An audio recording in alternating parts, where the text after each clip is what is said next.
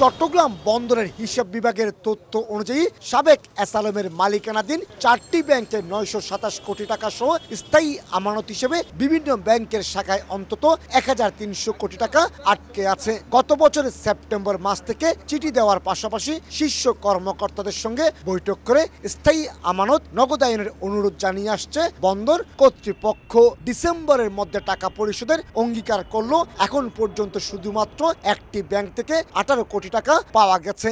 এই অবস্থায় টাকা ফেরত পাওয়ার সহযোগিতা চেয়ে বাংলাদেশ ব্যাংকের গভর্নরের কাছে চিঠি দেওয়া হয়েছে। গত ডিসেম্বর পর্যন্ত সময় চেয়েছিল, পরে আবার টাইম পিটিশন দিয়েছে। তো মূলত তারা টাকাটা দিতে এখন গড়িমসি করছে। বাংলাদেশ ব্যাংক যেহেতু ব্যাংকগুলোর গ্যারান্টার, সেই হিসেবে বাংলাদেশ ব্যাংকের হস্তক্ষেপ আমরা কামনা করেছি। বাংলাদেশ ব্যাংকের নির্দেশনা অনুযায়ী মোট আয়ের 50% সরকারি ব্যাংকে এবং বাকি 50% বেসরকারি ব্যাংকে স্থায়ী আমানত হিসেবে রাখতে হয়। সেই অনুযায়ী বেসরকারি ব্যাংকে রাখা 1300 কোটি টাকা নিয়ে চরম বেকায়দায় পড়েছে চট্টগ্রাম বন্দর কর্তৃপক্ষ। দুর্বল ব্যাংকগুলো স্থায়ী আমানত টাকা এখন আর ফেরত দিতে পারছে না।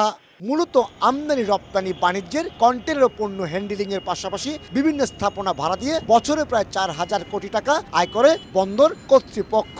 এর মধ্যে নিজস্ব খরচ মিটিয়ে বছরে অন্তত 1000 কোটি টাকা জমা হিসেবেই থাকছে।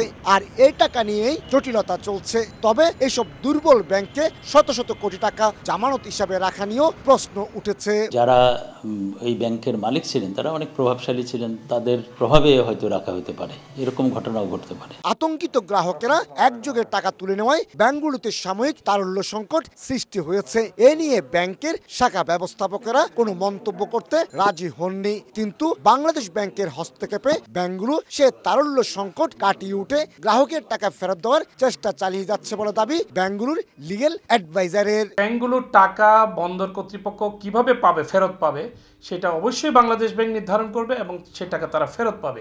বাংলাদেশ ব্যাংক ইতিমধ্যে অনেকগুলো পদক্ষেপ নিয়েছে, সেই টাকাগুলো অলরেডি জনগণ পাচ্ছে। ফার্স্ট সিকিউরিটি ইসলামী ব্যাংক এরই মধ্যে 18 কোটি টাকা ফেরত দিয়েছে। এছাড়া আরো 12 কোটি টাকা আগামী মাসে নগদায়ন হওয়ার কথা রয়েছে। তবে স্থায়ী আমানতের টাকা দ্রুত নগদায়ন না হলে ব্যাংকগুলোর বিরুদ্ধে আইনগত ব্যবস্থা নেওয়ার চিন্তা ভাবনা করছে চট্টগ্রাম বন্দর কর্তৃপক্ষ।